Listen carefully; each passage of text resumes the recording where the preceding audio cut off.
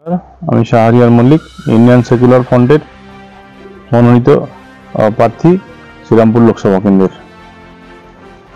এই যে শ্রীরামপুর লোকসভা কেন্দ্রের যে বিধানসভাগুলো আপনি প্রচার করলেন, এখানে মানুষের সাড়া কেমন পেলেন? প্রথমত মানুষ দীর্ঘ ৭৭ বছর মানে এই সংসদীয় আমাদের ভারতবর্ষে যে নির্বাচনগুলো হয়েছে, মানুষের অবস্থা খুবই করুণ।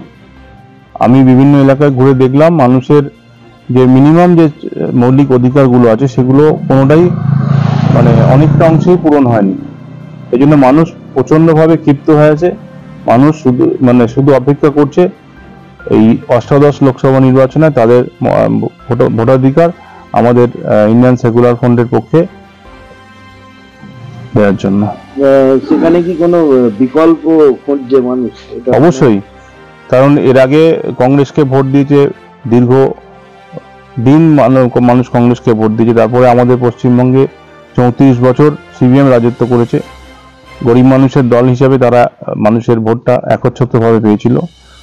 তারপরে মমতাময়ী মায়ের রূপে মমতা বন্দ্যোপাধ্যায় মানুষকে বিভ্রান্ত করে ভোটটা নেওয়ার পরে দীর্ঘ এই 13 বছর পশ্চিমবঙ্গে শ্মশানে পরিণত করেছে। তাই বিকল্প হিসেবে পশ্চিমবঙ্গে একটাই এখন রাজনৈতিক দল আছে, সেটা হচ্ছে ইন্ডিয়ান সেকুলার ফ্রন্ট, যারা মানুষের সামাজিক যে ন্যায় এবং মর্যাদা যেগুলো আছে এবং সাংবিধানিক যে অধিকারগুলো আছে সেই অধিকারগুলো রক্ষার জন্য এই দলটা তৈরি করেছে। এবং আমরা সমাজ পরিবর্তনের জন্য রাজনীতি করার জন্য এসেছি, কারণ আমরা এখানে কোনো রকম আর্থিকভাবে লাভবান বা আমাদের পরবর্তী প্রজন্মের জন্য আমরা কিছু করতে আসিনি।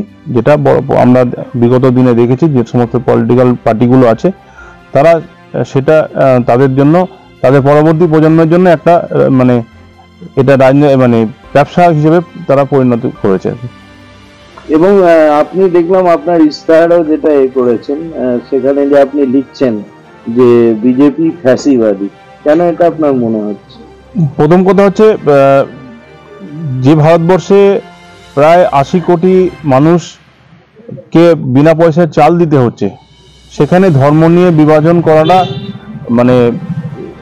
একদিকে ধর্ম নিয়ে বিভাজন, অন্যদিকে আমাদের ভারতবর্ষের যে সম্পদ, সেই সম্পদগুলো কতিপয় যারা ব্যবসায়ী আছে, বিশেষ করে তারা ওই গুজরাট, মহারাষ্ট্র এবং দিল্লির আশপাশের যে উত্তর ভারত বা পশ্চিম ভারতের দিকে আছে, তাদেরকে মুনাফা করার জন্য মূলত এই ভারতীয় জনতা পার্টি তাদের এই কার্যক্রম চালাচ্ছে। আমরা ইন্ডিয়ান সেকুলার ফ্রন্টের পক্ষ থেকে এই সমস্ত ফ্যাসিবাদী শক্তি এবং আমাদের পশ্চিমবঙ্গে দুর্নীতিগ্রস্ত মমতা বন্দ্যোপাধ্যায়ের বিরুদ্ধে আমাদের রাজনৈতিক লড়াই চালাচ্ছি। তৃণমূল দলের পঞ্চায়েতের একজন চালানা নেতা থেকে শুরু করে মুখ্যমন্ত্রী পর্যন্ত প্রত্যেকে করাপ্টেড, এবং তৃণমূল পার্টিটা রাজনৈতিকভাবে, যেটা রাজনৈতিক পার্টি না বলে এটা একটা অপরাধীদের পার্টি হিসাবে পরিণত হয়েছে। কারণ এদের সমস্ত যে রাজনৈতিক প্রোগ্রামগুলো আছে সেইগুলোর মধ্যেও অপরাধ লুকিয়ে আছে। আপনারা যদি দেখেন রেশনের যে বিষয়টা আছে, আমাদের পশ্চিমবঙ্গের যা জনভিত্তি আছে, সরকারি নিয়ম অনুযায়ী আমাদের 26% লোকের বিনা পয়সার চাল পাওয়ার কথা। সেক্ষেত্রে উনি বলে দিলেন আমি সমস্ত 10 কোটি লোককেই বিনা পয়সার চাল খাওয়াবো। এর মধ্যেই উনি দুর্নীতিটা লুকিয়ে রেখেছিলেন। এবং আমরা পরবর্তী ক্ষেত্রে দেখেছি যে হাজার হাজার লক্ষ লক্ষ কোটি টাকা ওনার লোকজনরা এই রেশন থেকে দুর্নীতি করেছে। এবং এর সাথে আমাদের পশ্চিমবঙ্গে যে সাধারণ মানুষকে উনি এর মধ্যে যুক্ত করে নেওয়ার জন্য একটা অপরাধী একটা ষড়যন্ত্র করেছেন, যেটা হচ্ছে যে যাদের প্রয়োজন নেই তাদেরকেও রেশনের সঙ্গে যুক্ত করে সেই চালটা আবার রেশন দোকানিকে বিক্রি করে দিয়ে পুরো টাকাটা একটা রোটেশন দেখানো হচ্ছে যে খাদ্যদ্রব্যটাকে, কিন্তু মধ্যখান থেকে সরকারি দপ্তর থেকে লক্ষ লক্ষ টাকা, লক্ষ লক্ষ না কোটি কোটি টাকা এটা সাইফন করে দেওয়া হচ্ছে। বিজেপি দাবি করছে যে শাসক দল তারা এই যে চাল ধরুন বিজেপি যে দিত সেটা না দিয়ে এই যে চাল ওনারা দাবি করছেন, ওনারা দিচ্ছেন, রেশন ঘরে ঘরে ওনারা দিচ্ছেন। দেখুন, এটা নিয়ে দুর্নীতি। চাল কেউ দিচ্ছে না, বিজেপিও দিচ্ছে না, তৃণমূলও দিচ্ছে না। এটা আমাদের কেন্দ্রীয় সরকারের প্রকল্প। কেন্দ্রীয় সরকার মানে আমাদের অর্থ থেকে আসছে, সারা ভারতবর্ষের মানুষের অর্থ থেকে আসছে। কেন্দ্র বিজেপি সরকার বিজেপির দেওয়ার কোনো প্রশ্নই নেই। আজকে বিজেপি যেটা দিচ্ছে, এই 80 কোটি লোককে চাল দিচ্ছে, কারণ হচ্ছে বিজেপি যেভাবে লুটতরাজ করছে, আদানি আমায় যেভাবে লুটছে, সেই লোটার ফলে ভারতবর্ষের অবস্থা খুবই সঙ্গীন। গরিব মানুষের পরিস্থিতি এতটাই সঙ্গীন, যদি তাদেরকে এই চালটা না দিত, আজকে ভারতবর্ষে দুর্ভিক্ষ দেখা দিত। এই দুর্ভিক্ষ যাতে না দেখা দেয়, সেই জন্য এই চালটা দিয়ে মানুষকে মানে ঘুরিয়ে দেওয়ার চেষ্টা করছে। আর পশ্চিমবঙ্গে যেটা হচ্ছে, আমাদের পশ্চিমবঙ্গের যে বাঙালি জাতি, আমরা বাঙালি হিসেবে গর্ব করি।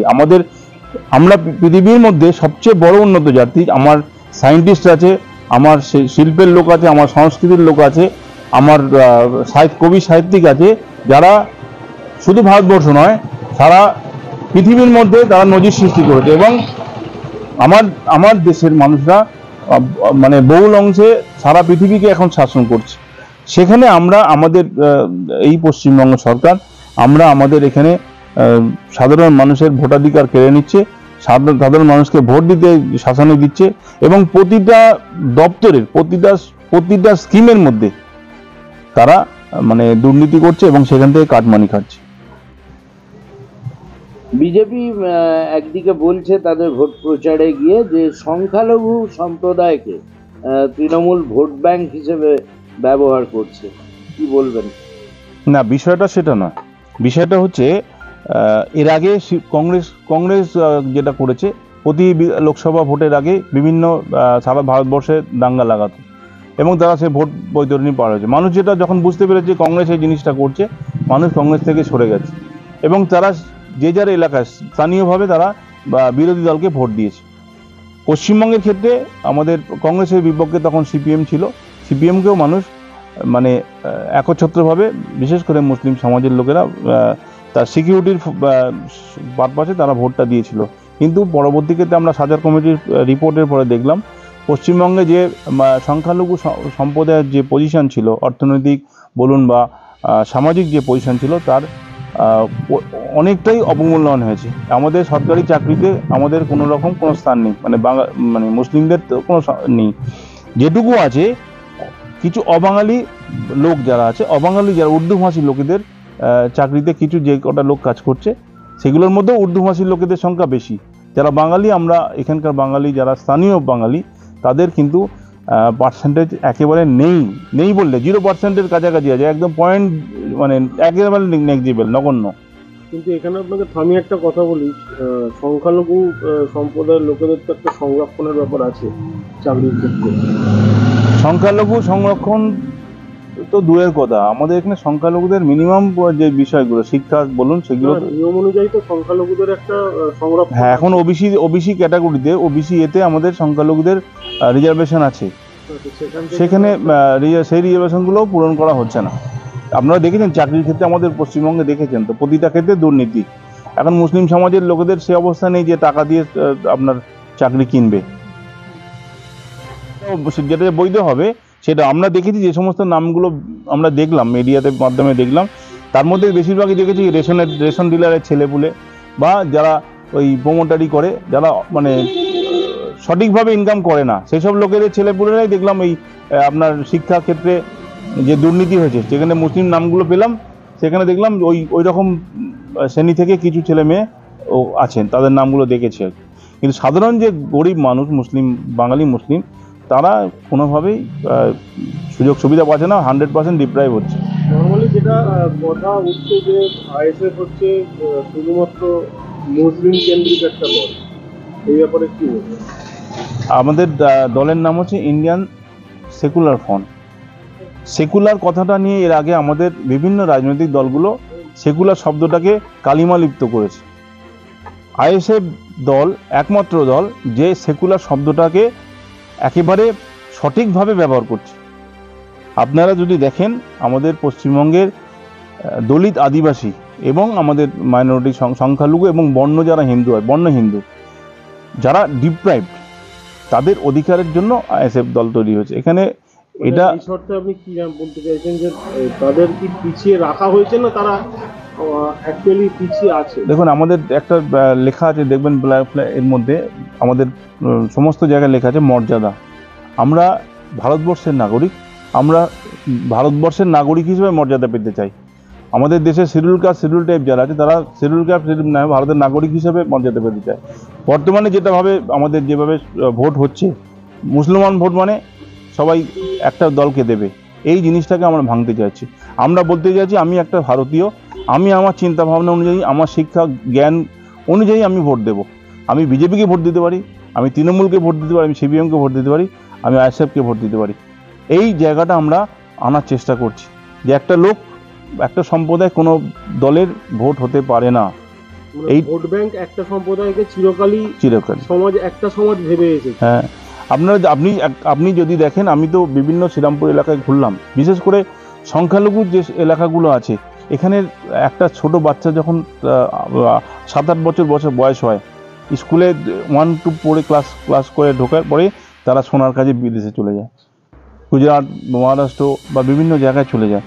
সেখানে চরম কষ্টের মধ্যে 5-7 বছর পর তারা সোনার কাজ শিখে কিছুটা তারা স্বাবলম্বী হয়। আমাদের পশ্চিমবঙ্গে যে সমস্ত মুসলিম গ্রামগুলো দেখবেন, সেখানে গ্রামে লোকজন থাকে না, শুধুমাত্র বাচ্চারা এবং মায়েরা থাকে বা মেয়েরা থাকে। সমস্ত অংশটাই চলে যায় বাইরে, রুজির জন্য চলে যায় বাইরে, এবং শিক্ষা দীক্ষার ক্ষেত্রে অনেকটাই তারা পিছিয়ে পড়ে। শুধুমাত্র জীবন জীবিকার জন্য তারা রুজির জন্যই তারা যায়। তো সেই জায়গাটায় আমরা মানে কুটাঘাত করতে চাইছি। আমরা চাইছি যে মুসলিম সম্প্রদায়ের মধ্যে এই শিক্ষাটা হোক, সচেতন হোক, এবং তারা ভারতীয় হিসাবে তাদের অধিকারটা ফিরে পাক। সেখানে আপনাদের সম্প্রদায়ের নারী শিক্ষা নিয়ে আপনার কোনো চিন্তা ভাবনা আছে? দেখুন, নারীদের, যেহেতু আমাদের গ্রামে মুসলিম মেয়েরা বেশিরভাগটাই গ্রামে থাকে, অনেকটা আমরা চেষ্টা করেছি, আমাদের কিছুটা হয়েছে, আমরা চেষ্টা করছি নারীরা উন্নয়ন, নারীদের শিক্ষা বাড়লে সমাজটা তাড়াতাড়ি পরিবর্তন হবে। হ্যাঁ, সেই জন্য আমরা চেষ্টা করছি যে আমাদের যাতে যে প্রাথমিক বিদ্যালয়গুলো আছে বা হাই সেকেন্ডারি বিদ্যালয়গুলো আছে, সেগুলো আমরা মডার্ন করতে চাইছি।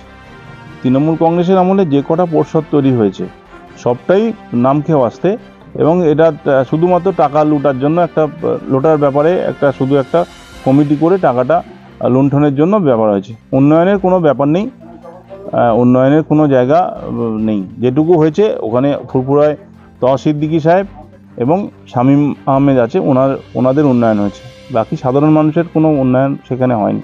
কিন্তু আমরা সাধারণ মানুষকে জিজ্ঞাসা করেছিলাম, তারা এমনও বলেছেন যে আজ থেকে 15 বছর আগে এই ফুরফুরা শরীফের কাদামাটি রাস্তা ছিল, আলো ছিল না, এখন পর্যাপ্ত আলো, রাস্তাঘাট পাকা, আমি তো বিদ্যুৎ পরিষেবা ভালো।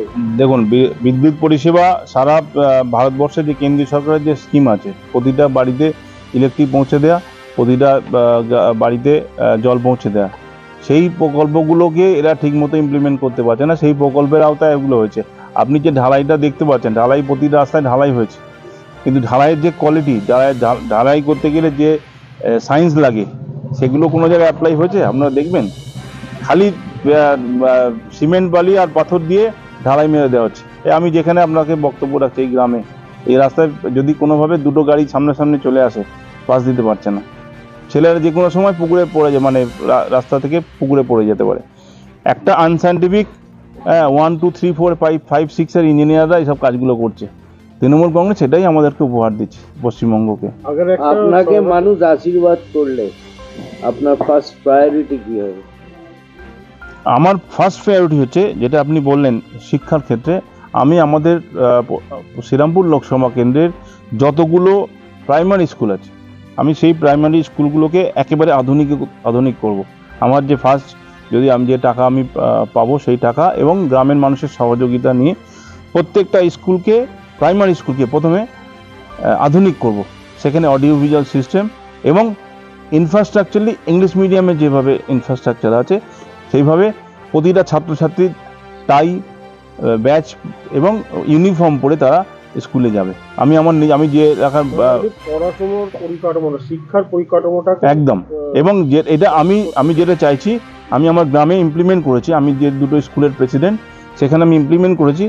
আমার প্রতিটা ছেলে মেয়ে টাই মানে যেরকম ইংলিশ মিডিয়ামের ছেলেমেয়েরা যায় টাই লাগিয়ে ব্যাচ লাগিয়ে এবং উইথ সুটেড বুটেড তারা স্কুলে যায় এবং স্কুলের ইন্টারনাল যে ইনফ্রাস্ট্রাকচার আমি একেবারে ওকে করে দিয়েছি এবং আমি স্কুলে দুটো স্কুলেই অডিও ভিজুয়াল সিস্টেম চালু করে দিয়েছি যাতে আধুনিক শিক্ষা তারা শিক্ষিত হতে পারে এবং গ্রামের যারা মায়েরা আছে তারা দেখে যে বড়লোকের ছেলেটা গাড়ি করে টাই লাগিয়ে চলে যাচ্ছে তার ছেলেটা যাতে হীনমন্যতায় না ভোগে সেই জন্য আমি প্রতিটা ছেলে মেয়েকে টাই এবং এর ব্যবস্থা করেছি এবং আমি চাইছি শ্রীরামপুর এলাকায় প্রত্যেকটা স্কুলে এটা আমি ইমপ্লিমেন্ট করব যদি আমাকে গ্রামের মানে শ্রীরামপুর লোকসভার মানুষ ভোট দেয়।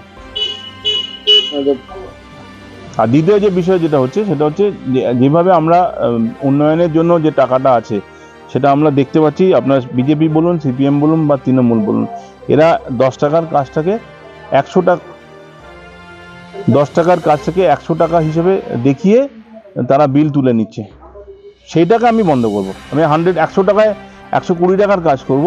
এটা পশ্চিমবঙ্গের মানুষ দেখে নেবে যে আইএসএফ একটা প্রার্থী নির্বাচন করেছে এবং তাকে এলাকার মানুষ নির্বাচিত করেছে যে 100 টাকায় 120 টাকার কাজ করা সম্ভব।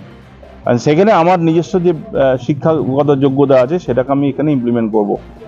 আইএসএফের একটা মুখই দেখা যাচ্ছে সব জায়গায়, তারা পশ্চিমবঙ্গব্যাপী একজনই প্রচার করে যাচ্ছেন, দ্বিতীয় কোনো মুখ আসছে না কেন? দেখুন রাজনৈতিকভাবে আইএসএফ তৈরি হয়েছে 2021 সালে। এখন সাংগঠনিকভাবে প্রচুর মানুষ আমাদের এখানে আছে, কিন্তু যেহেতু নওশাদ সিদ্দিকী সাহেব বর্তমানে একটা জননেতা, আমাদের পশ্চিমবঙ্গে যে সত্যিকারের জননেতা আমরা যেটা দেখেছি, আমাদের মমতা বন্দ্যোপাধ্যায়কে আমরা জননেত্রী ভাবতাম, কিন্তু মমতা বন্দ্যোপাধ্যায় নিজের কর্মের ফলে উনি একদম পুরো মানে আমাদের অনেকে ডাইনি রানী বলছে, ঠিক আছে। তো জননেত্রী থেকে একমাত্র এখন বর্তমানে যিনি মানে জননেতা বলতে গেলে একমাত্র নওশাদ সিদ্দিকী আছে। এবার যে জননেতা খুব কম হয়, আমরা জননেতা খুব একটা বেশি হয় না, 2-1 জনই হয়। আমাদের সংগঠনে অনেক শিক্ষিত মানুষ আছে। আপনারা যে আপনাদের প্রার্থী তালিকা যদি দেখেন সেখানে সবই প্রফেসর শিক্ষিত, মানে যারা সমাজে স্ট্যাবলিশড, যাদের টাকা পয়সার দিকে মোহ নেই, তাদেরকেই আমাদের নির্বাচনে দাঁড় করানো হয়েছে এবং আমাদের পার্টিটাও খুব শিক্ষিত মানুষদের দ্বারাই পরিচালিত হচ্ছে। আচ্ছা, শেষ প্রশ্ন হচ্ছে সেটা হচ্ছে যে এই শ্রীরামপুর লোকসভা কেন্দ্রে শ্রীরামপুর অধিবাসী কেন আপনাকে ভোট দেবে? শ্রীরামপুর অধিবাসী ভোট দেবে কারণ আমি শ্রীরামপুরের একেবারে মানে শ্রীরামপুর ভূমিপুত্র। শ্রীরামপুরে আমার পড়াশোনা, শ্রীরামপুর কলেজের আমি ছাত্র, আমার কর্ম শ্রীরামপুরে। আমি 2005 সাল থেকে শ্রীরামপুর চাপদানি এলাকার মানুষকে সরাসরি পরিষেবা প্রদান করছি। করোনাকালে যখন কাউকে দেখা যায়নি, আমি করোনাকালে নিজের জীবনকে বাজি রেখে শ্রীরামপুর এবং চাপদানি এলাকার মানুষকে পরিষেবা দিয়েছি। সকাল 8টা থেকে রাত্রি 10টা পর্যন্ত কন্টিনিউ, যতদিন না পর্যন্ত মানে আপনার লকডাউন উঠেছে ততদিন আমি পুরো পরিষেবা দিয়েছি। এবং প্রতিটা শ্রীরামপুর এবং চাপদানি এলাকার মানুষ এবং শ্রীরামপুর বিশেষ করে হুগলি জেলার যে পার্টটা আছে সেই পার্টটার মানুষ আমাকে ব্যক্তিগতভাবে মানে অনেকটা মানুষ আমাকে চেনে। এবং আমি যেহেতু সরকারি গভর্নেন্স প্রজেক্টের সঙ্গে যুক্ত আছি এবং এই এলাকার সরকারি প্রজেক্টগুলো আমি করেছি, আপনার কন্যাশ্রী বলুন, বিপিএল কাজগুলো বলুন, এবং গভর্নেন্সের যে কম্পিউটারাইজেশন অফ ল্যান্ড রেকর্ডস এই কাজগুলো করেছি এবং এই এলাকা সম্পর্কে আমার সম্যক ধারণা আছে, প্রতিটা অলি গলি আমি চিনি। শ্রীরামপুরের? হ্যাঁ, শ্রীরামপুরে। অনেক শুভেচ্ছা আপনার বেঙ্গল এক্সপ্রেসের পক্ষ থেকে। Thank you. শ্রীরামপুর লোকসভা কেন্দ্রে আমাদের 7 নম্বরে আমাদের খামচিহ্ন আছে। আপনারা সকলে 7 নম্বর বোতাম টিপে খামচিহ্নে ভোট দেবেন এবং আমাকে সংসদ হিসাবে নির্বাচিত করে সংসদে যাওয়ার ছাড়পত্র দেবেন, এই আশা করে আপনাদেরকে আমি আবেদন করছি।